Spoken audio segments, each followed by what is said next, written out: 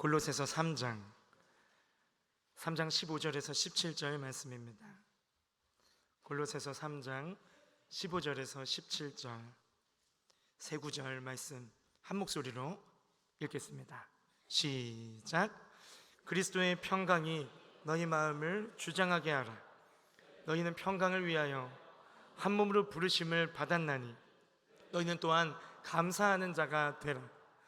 그리스도의 말씀이 너희 속에 풍성히 거하여 모든 지혜로 피차 가르치며 권면하고 시와 찬송과 신령한 노래를 부르며 감사하는 마음으로 하나님을 찬양하고 또 무엇을 하든지 말에나 일에나 다 주 예수의 이름으로 하고 그를 힘입어 하나님 아버지께 감사하라. 아멘. 오늘 말씀 제목입니다. 복음으로 유창한 교회인데요, 우리 서로 이 제목을 가지고 축복했으면 좋겠습니다. 이렇게 두 손을 엄지척을 하시고 오른쪽만 해주면 왼쪽이 삐지니까 우리 한 번씩 양쪽 앞뒤로 사방면을 다 해주시면 되겠습니다. 복음으로 유창하십니다. 복음으로 유창하십니다. 찬양대 복음으로 유창하십니다. 복음으로 유창하십니다. 복음으로 유창한 우리의 삶, 우리의 가정, 또 우리의 교회가 되기를 예수님의 이름으로 축복합니다. 골로새서 말씀이죠. 골로새 지역 교회는 여러 가지 복음을 흐트러뜨리는 거짓 사상과 이단들이 존재했습니다. 크게는 네 가지 종류의 복음을 바르게 알고 복음을 바르게 사는 것을 방해하는 사상과 철학과 이단적인 그러한 왜곡된 신앙이 네 가지 정도의 주된 부류들이 있었는데, 그 중에 하나는 영지주의였습니다. 영지주의는 모호해요. 실체가 영적인 지식으로 구원받는다. 우리는 이미 예수 그리스도 아는 지식, 영적인 지식 맞죠? 구원받았다. 그렇기 때문에 그 구원은 취소되지 않고, 맞는 말입니다. 그런데 그렇기 때문에 우리의 육은 어찌되건 상관이 없다. 그래서 삶 가운데 회개할 필요도 없어지는 거예요. 그 삶이 방임주의로, 또 영지주의는 방임주의를 낳게 됩니다. 구원파적인 신앙생활이죠. 우린 구원받았으니까, 천국 가니까, 천국 티켓 다 났으니까 삶이야 누구나 실수하는 거 아니야? 예수님이 다 치르셨으니까 다 맞는 말 같은데 삶의 열매가 없는, 회개가 없는, 변화가 없는 영지주의 신앙생활, 오늘날도 존재합니다. 또 골로새에 주요한 또 왜곡되어진 사상이 무엇이었냐면 율법주의였어요. 율법주의는 규칙을 엄수하고 말씀대로 그대로 지켜 행하는 것, 이것도 틀린 말이 아닙니다. 그렇죠? 우리는 말씀 순종하며 살아가는 언약의 메인 언약 백성들이기 때문에 약속하신 말씀대로 사는 것이 언약 백성의 롤이 맞습니다. 규칙이 맞아요. 그런데 내가 내 열심, 내 노력, 내 의라고 하죠. 내가 말씀대로, 내가 이 말씀 붙잡고 내 힘으로, 내 노력으로, 이 율법주의는 딱 이렇게 표현할 수 있습니다. 충만한 삶인데요, 이 말씀대로 살려고 아주 애쓰는 충만한 삶인데 성령 충만이 아니고 육신 충만입니다. 그럼 오늘날도 율법주의는 존재합니다. 성령을 따라 살아가면 무엇인지 충분히 이해되지도 않고 삶으로 체득되지도 않은 상태에서 신앙생활의 연수는 더해져가고 교회 아래의 직분은 더 깊어져 가고, 그러나 육신으로 충만하게 봉사하고 열심을 내어 말씀을 따라 지켜보려고 애쓰지만 안 되는 삶, 이것이 현대판 율법주의라고 볼 수 있겠습니다. 육신 충만. 또 하나는 천사 숭배가 있었습니다. 천사를 숭배했습니다. 영적인 것을 흠모하고 또 영적인 권위가 있어 보이잖아요. 천사, 영적인 존재. 그런 영적 권위자를 의존하는 신앙이라고 우리 현대판 천사 숭배를 한번 적용해 볼 수 있겠죠. 영적 권위자 의존주의, 이것이 천사 숭배의 현대판의 버전이죠. 하나님, 오직 예수 그리스도, 내 안에 계신 성령님 인도하심을 따라 그렇게 살아가는 것이 맞는데, 우리의 삶 속에 주 예수 그리스도와 나 사이에 주 예수 그리스도보다도 더 실질적으로, 실제적으로 친밀하게 나의 삶 가운데 영향을 미치고 내가 그것에 집착하고 의존하며 그 존재가 말하는 것이 때로는 마치 하나님 말씀처럼 느껴지고, 그 존재의 흔들림이 나에게도 슬럼프로 같이 흔들려 버리고, 그 존재에 넘어지면 내 신앙이 끝나는 것이 아닌데 나의 신앙도 마치 폭삭 주저앉아 버리는 영적 권위자 의존주의. 목사를 숭배하는 교회는 목사가 실족하면 목사 숭배하던 사람들은 다 흩어져 버리게 됩니다. 영적 지도자를 숭배하는 신앙은 영적 지도자의 넘어짐이 함께 도미노 현상으로 같이 실족해서 넘어져 버리고 말지요. 물론 영적 권위자는 좋은 모델링이 되어야 할 것이고 모범이 되어야 할 것이고, 그것을 통해서 우리는 예수 그리스도께 직접적인 관계로 나아갈 수 있도록 영적 지도자는 분명히 발판이 되어져야 할 것입니다. 그러나 영적 지도자를 통해서 하나님께, 영적 지도자에 의존하는 신앙에 머무를 때에 우리는 현대판 천사 숭배자. 한 가지 더 있습니다. 금욕주의. 금욕주의는 말하자면 영지주의, 이 모호하고 영적인 것을 흠모하며 유금방탕하게 방임해져 버리는 이 영지주의에서 어떻게 보면 연결되어질 수 있는 게 어떤 거룩해 보이고 신령해 보이고 영적 권위 숭배, 천사 숭배가 영지주의와 맞닿는 측면이 있다고 한다면, 이 육신 충만으로 대변되는 율법주의에서 또 맞닿아 있는 또 하나의 사상, 왜곡된 신앙이 무엇이냐면 금욕주의. 철저하게, 엄격하게, 과도하리만큼. 복음은 자유가 특징인데 자유가 없는, 억압과 의무와 억지스러운 형식에 매여 있는 그 금욕주의, 그것을 어떻게 이 현대판에 또 우리에게 적용해 볼 수 있을까요? 사명을 놓쳐버린 폐쇄적인 열심. 금욕주의는요, 마치 수도가 다 나쁜 것은 아니지만, 골방의 신앙은 중요하지만 사명을 놓쳐버린 채로 스스로를 억제하고 절제하며 골방으로 들어갑니다. 이 금욕주의가 우리가 사명을 감당해야 할 터전에서 동떨어진 공동체와 함께 이 금욕주의는 언제나 계보를 이어왔어요. 이 금욕주의는 사명을 놓쳐버린 폐쇄적인 열심주의예요. 열심히 굶고 열심히 희생하고 열심히 노력하고 갈아 넣어 코피 터지고 병원 입원하고 열심히 무언가를 주님 앞에서 내가 하는데 영혼들이 함께 풍요로워짐이 없는, 내 가정은 여전히 무너져 있는, 내 사명지인 직장에서는 그리스도의 풍성한 사랑이 딱 막혀 있어서 흘러가지 않는, 그럼 우리의 열심은 사명을 놓쳐버린 폐쇄적인 열심이 되는 것이죠. 그것이 현대판 금욕주의라고 볼 수 있겠습니다. 이러한 왜곡된 신앙관들이 이 골로새에 가득했다는 것이죠. 그래서 바울은 이 골로새 교회에게 편지를 통하여 진짜 복음으로 다시 태어나 복음으로 사는 것이 무엇인지를 그토록 강조하고 있는 것입니다. 특별히 오늘 본문 우리가 함께 읽은 이 3장 15절에서 17절은요 2장 20절로부터 소제목이 이렇게 문맥을 연결해 두고 이해하기 쉽도록 정리해 두고 있습니다.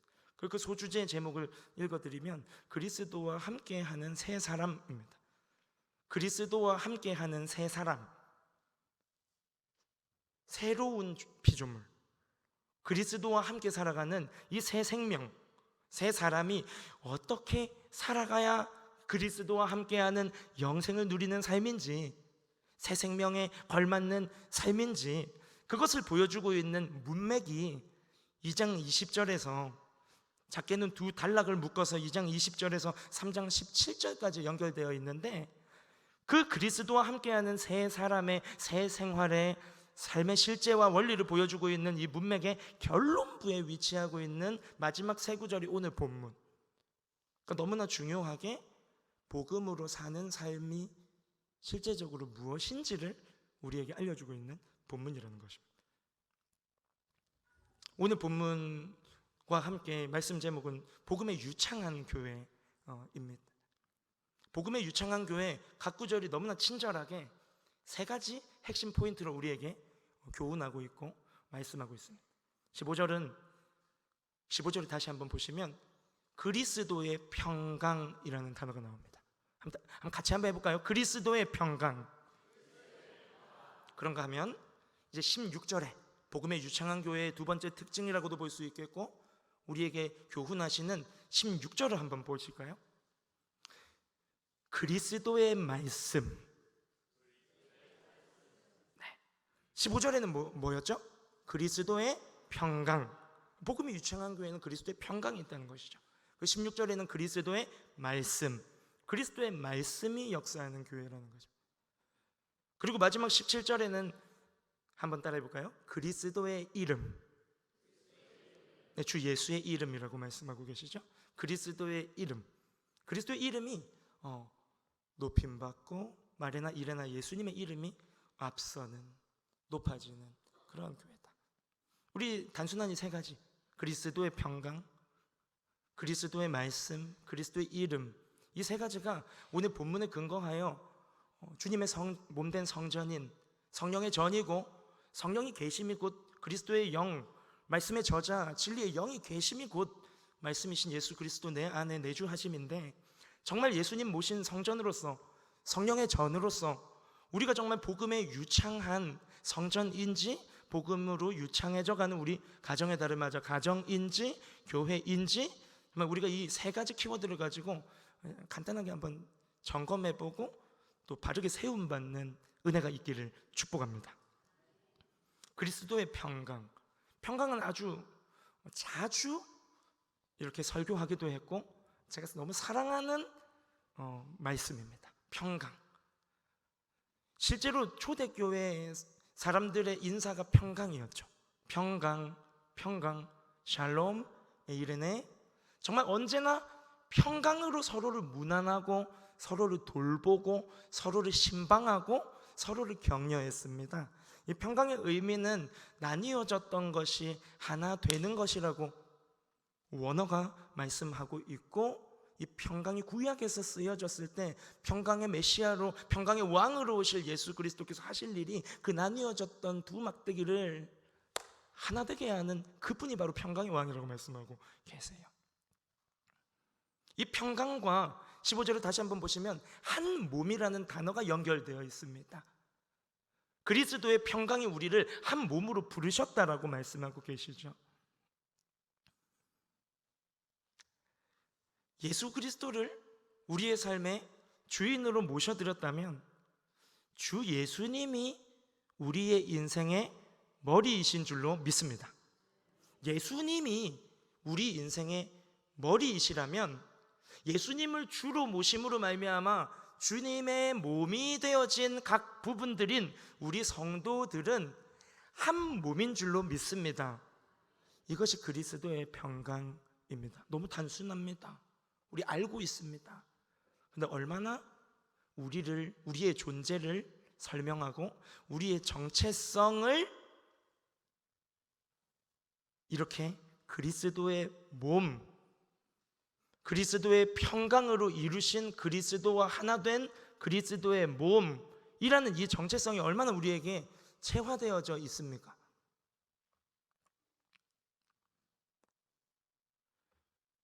그리스도의 평강이 있는 교회는 예수 그리스도를 머리로 예수 그리스도의 지체들이 되어진 한 몸된 교회를 가리키는 것입니다. 이것은 우리의 새 생명에게 주어진 새로운 정체성임을 우리는 알고 있습니다. 자아 정체성이 잘 뿌리 내려진 교회, 그것이 바로 복음으로 유창한 교회의 첫 번째인 그리스도의 평강이 있는 교회인 줄로 믿습니다. 한몸됨을 인식하고 한몸됨을 지켜내고 깨지지 않도록, 한몸됨을 폐쇄적인 금욕주의적 공동체로 한몸됨의 파일을 딱 묶어두는 것이 아니라 여전히 잃어버려져 있는, 돌아와야 할 한몸된 예수 그리스도께로 접붙여져야 할 그러한 지체들을 향하여 사명 감당함으로써 화평케 하는 사명, 화목하게 하는 직분 감당함으로써 한몸됨을 확장시켜가는 교회, 복음으로 유창한 교회인 줄로 믿습니다. 기억할 것은요, 거저 주신 화평은 맞는데 거저 이루어진 화평은 아니라는 것을 우리가 기억해야 됩니다. 우린 거저 받았습니다. 근데 그 화평은 거저 이루어진 것이 아닙니다. 화평에는 반드시 대가 지불이 필요했습니다. 샬롬 없음과 엔샬롬, 샬롬 있음, 샬롬 사이에는 끊어진 하나님과 우리의 그 관계 사이에는 잃어버린 화평을 다시 찾아오기 위한 하나님의 아들의 대가 지불이 있었습니다. 화평은 거저 받았지만 거저 이루어진 화평이 아님을 십자가 위에서 주 예수께서, 그리스도께서 이루신 화평인 줄로 믿습니다. 우리는 그 화평을 그저 받아들이고 주님이 이루신 화평을 인정하며 주님이 이루신 그 화평을 한몸됨을 우리의 새로운 정체성으로 인식하고 지켜가고 세워가면 복음으로 유창한 교회가 될 줄로 믿습니다. 굳이 주님이 이루신 화평을 거스르려고 하지 말고 분열하게 하려 하고 머리이신 주님 아니고 내가 머리가 돼서 막 화평을 깨뜨리려고 하는 그 이 자아의 끝없는 몸부림 앞에 굳이 굴복하지 말고 이제 예수 그리스도 안에서 새롭게 주어진 그 새 생명에 걸맞는, 진작에 우리 새 생명 얻었잖아요. 성령으로 거듭난 새 생명. 그렇다면 그 새로운 정체성인 그리스도의 몸됨, 그리스도의 몸 되었음, 그리스도의 몸으로 이어지고 연합되고 하나됨, 이것을 인정하는 삶을 살아갈 때에 우리가 주님 이루시는 화평을 잘 지키고 또 아름답게 그 화평을 세워나가는 교회가 될 줄로 믿습니다. 이거 엄청 단순하지만 정체성은 계속해서 그냥 인식하고 받아들이고 그렇구나 하고 그렇게 바라보는 연습을 하는 것만이 답입니다. 한 몸으로 만드셨는데 계속 남이라고 보면 남으로 보일 수밖에 없는 것이죠. 하나 되게 하셨으면 하나입니다. 예수님 몸 받았잖아요. 예수님 피 받았습니다. 어느 누구도 예수님 몸과 피를 받지 않고서는 영생의 떡을 먹을 수가 없고 성령으로 거듭날 수가 없고 하나님의 나라도 없습니다. 그러니까 하나님 나라가 있고 영생이 있고 예수 그리스도께서 내 인생을 책임지시는 머리 주인이시라면 우리는 예수 안에 한 몸 되었습니다. 이 정체성을 간직하며 내 행동을 억제하고 말을 절제하며 나의 말과 행동을 화평하게 하는 통로로 쓰임받기를 예수님의 이름으로 축복합니다. 자, 두 번째 16절은 우리에게 그리스도의 말씀, 이것이 복음으로 유창한 교회의 두 번째 특징임을 또 우리가 붙잡아야 할 것임을 말씀하고 있습니다. 그리스도의 몸이 되었다는 것은 머리가 예수님, 지시하시는 분이 예수님, 말씀하시는 분, 다스리시는 분, 몸을 움직이게 하는 분이 머리 주인 예수님이라는 뜻입니다. 그렇다면 주님은 어떻게 우리의 삶을 다스리시는가? 말씀으로. 그런데 그 말씀과 함께 기억해야 할 것이 우리가 금욕주의로 빠지지 않으려면, 율법주의로 왜곡되지 않으려면 이 말씀으로 주님이 주님의 몸을 다스리심이 맞는데 이 말씀과 함께 붙잡아야 할 것이 그 말씀을 적용시키시는 성령님입니다. 성령님 빼놓고 말씀 붙잡으니까 율법주의가 되고 금욕주의가 되는 것입니다. 진리의 영은 우리를 자유하게 하시는 줄로 믿습니다. 진리의 영으로 진리의 말씀을 붙들 때 그 말씀은 우리를 올가매는 말씀이 아니라 우리를 자유케 하는 말씀이 될 줄로 믿습니다. 성령으로 말씀을 받고 성령 인도하심에 그 말씀 앞에 내 삶을 맡겨드릴 때에 내가 사는 것이 아니고 우리 안에 새겨진 말씀을 통해서 그리스도의 영이신, 예수의 영이신, 진리의 영이시고 말씀의 영이시고 주의 영이신 성령 하나님께서 우리의 삶을 인도하시고 자라나게 하실 줄로 믿습니다. 평강은 새 생명의 정체성이라면 정체성은 그냥 뿌리 박아야 됩니다. 정체성은 뭐 설득할 것이 없어요. 뭐 친자 검사하고 부모 자녀 관계 확인하며 삽니까? 한 식솔로 식구 안에 같이 먹고 자고 아버지 어머니 하나님의 자녀됨도 성령 안에서 이루어졌고 정말 우리가 예수님과 하나됨으로써 하나님의 아들이 되었다는 사실을 꼭 기억해야 됩니다. 예수님과 하나 되었기에 자녀의 권세, 자녀 권세는 원래 독생자 겁니다. 독생자밖에 없습니다. 많은 아들들이 존재하지 않았습니다. 영원 전부터 아버지 품속에 유일한 아들은 영원 전부터 아버지의 품속에 독생하신 아들이신 예수님밖에 없는 줄로 믿습니다. 근데 우리는 무슨 근거로 하나님을 아빠, 아버지라고 당연스럽게 자연스럽게 뻔뻔스럽게 부를 수 있습니까? 예수님과 연합되었기 때문에. 독자의 권세를 나눠 가진 양자가 되었기 때문인 줄로 믿습니다. 그게 정체성의 근간이라고 한다면 우린 예수님 몸이다. 이게 없으면 하나님 자녀도 없다. 영생도 없다.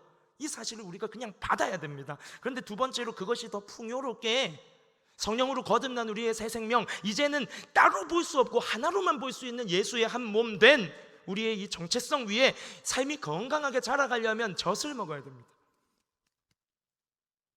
영양분이 없이 자라나는 피조물은 아무것도 없습니다. 성령으로 거듭난 생명은 말씀으로 살고 말씀으로 자라고 말씀으로 열매 맺는 인생인 줄로 믿습니다. 복음으로 유창한 교회는 그리스도의 말씀으로 말하는 교회입니다. 그리스도의 말씀만이 위로이고 그리스도의 말씀만이 치유이고 능력입니다.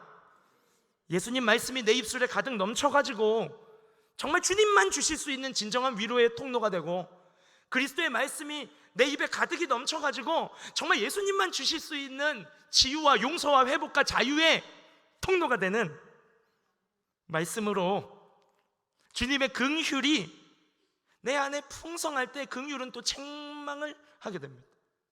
근데 그건 정말 사랑해서 막 분노가 부글부글거리면서 억울하고 원망스럽고 막 이런 엉클어진 감정 속에서 튀어나오는 거 말고 그거는 올바른 교훈도 아니고 책망도 아닙니다. 그리스도의 긍휼과 사랑이 나를 막 다그칠 때 내비두면 죽을 것 같은데 내비두면 더 망가질 텐데 엉뚱한 길로 가고 있는데 가만히 있을 수가 있겠습니까? 성령님이 가만히 계시지 못하게 합니다. 말을 하지 않고는 사무치는 것이죠. 그렇게 긍휼에 깊어진 한마디의 책망과 교훈은 격려는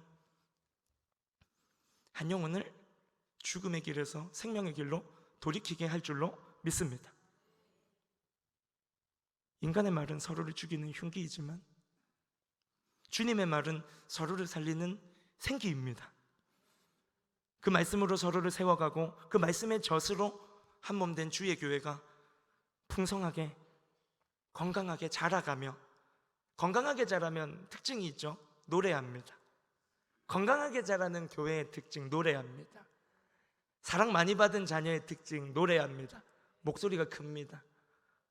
그러나 정말 그 기쁨은 누가 가둬놓을 수가 없는 것이죠. 눈치 보지 않습니다.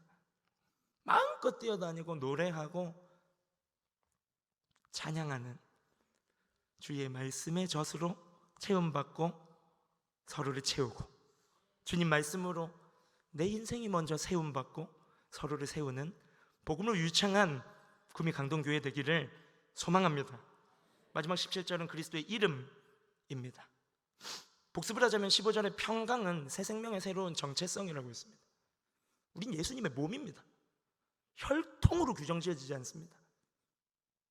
육정으로 규정지어지지 않습니다. 예수님의 몸으로만 규정지어지는 정체성, 그것이 우리들인 줄로 믿습니다. 그걸 지켜나가는 것이 평강입니다. 말씀은 무엇입니까? 성령으로 거듭났는데 말씀이 없으면 안 자라요. 말씀은 양분입니다. 주님의 몸된 교회를 건강하게 노래하는 교회로, 즐거움이 가득한 교회로, 서로 세워주는 행복한 교회. 경쟁이 있으면 척박해져요. 미워하고 다툼이 있고 갈등이 있고 나뉘어짐이 있으면 뭔가 삐그덕삐그덕거리고 뻑뻑해요. 근데 정말 그리스도의 말씀을 양분으로 받아서 자라가고 서로를 사랑으로 세워가고 채워가는 교회가 될 때에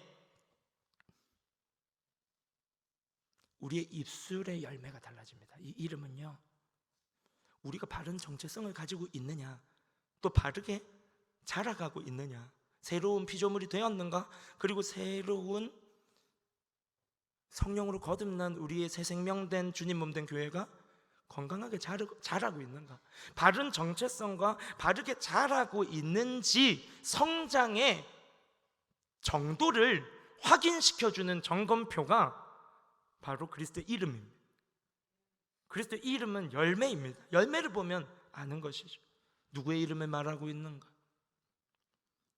아마 율법주의자들과 금욕주의자들은 자기 이름이 가득했을 겁니다.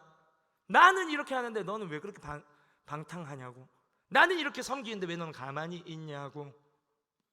누구의 이름을 말하고 있는가, 누구의 이름이 내 입에서 나오고 있는지를 보면 누구의 몸인가, 누가 주인인가가 그냥 드러나는 열매입니다. 내 입술에서는 시시콜콜 누구의 이름이, 누구를 높이고 누구의 수고를 인정하며 주님 수고하셨습니다 입니까? 아니면 내 수고를 왜 안 알아주나 입니까? 누구를 자랑하고 있습니까?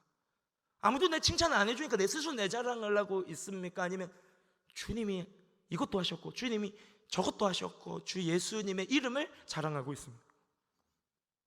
그리스도의 몸된 교회, 그리스도의 말씀으로 채움받고 세움받아서 서로를 채워가고 또 서로의 부족함을 세워가는 주님 몸된 교회는 주님이 움직이시는 교회인 줄로 믿습니다.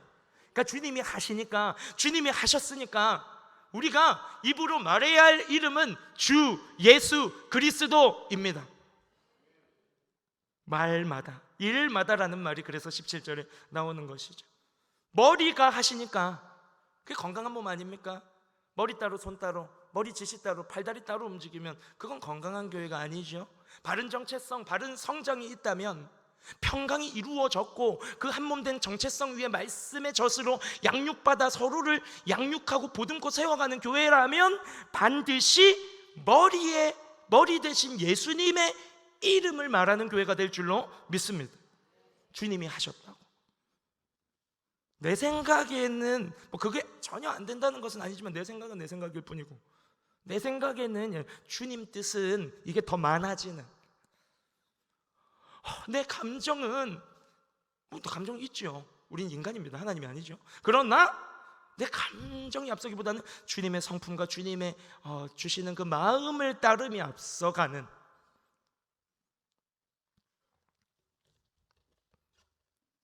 오늘 이제 말씀을 마무리하겠습니다.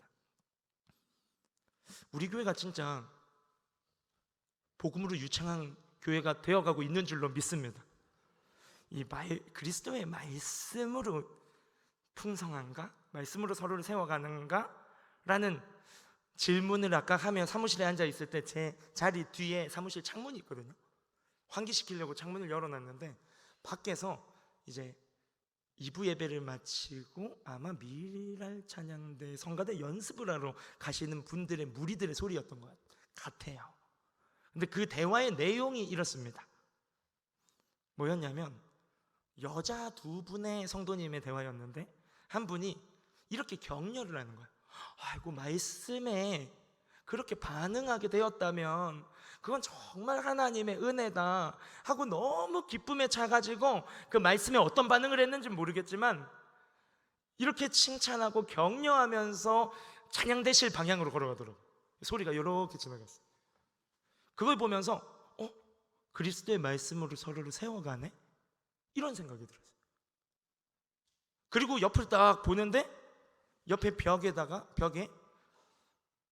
언젠가 한 몇 주 전에 붙여놓은 조그마한 엽서가, 청소년 중학교 3학년 학생이 써준 엽서가 있었는데 그 엽서가 새 친구가 써준 엽서. 예수님 안 믿었던, 가정폭력에서 힘들게 지냈던, 이제 예수님 만나서 새 삶을 얻고 새 친구 팀에 들어가서 새 친구들을 막 품고 앞에 데리고 가서 뛰면서 찬양하고 하는 본인도 새 친구인데 새 친구 팀에 들어가서 섬기는 중학교 3학년 학생이 써준 엽서를 읽어보니까 주 예수님께서 목사님의 사역을 앞서가시고 함께 하실 것이고 뭐 이렇게 말씀으로 저를 세우는 내용들이 막 써 있는 거예요. 그걸 보면서도 남녀노소 온 세대 가운데 하나님 말씀으로 서로를 세워가는 교회구나 라고 느꼈습니다. 말씀을 이렇게 맺고 싶은데요, 오늘 본문 15절에서 17절의 각 절을 보면 그리스도의 평강으로 시작해서 감사로 끝납니다. 16절에도 그리스도의 말씀으로 시작해서 감사로 끝납니다. 17절에도 그리스도의 이름으로 시작해서 주 예수의 이름으로 시작해서 감사로 끝납니다. 무엇을 의미하는 것일까요? 예수님이 머리 되시고 예수님이 말씀하실 뿐만 아니라 그 말씀대로 이루시고 책임지시고, 그래서 우리가 할 말은 예수님이 하셨고 예수님이 하고 계시고 예수님이 하실 것이다 라고 예수님의 이름밖에 할 말이 없는, 그래서 드릴 것은 감사뿐이라서 그 감사가 날로 더 깊어져가는 복음으로 유창한 우리 구미 강동교회 되기를 예수님의 이름으로 축복합니다. 우리 함께 찬양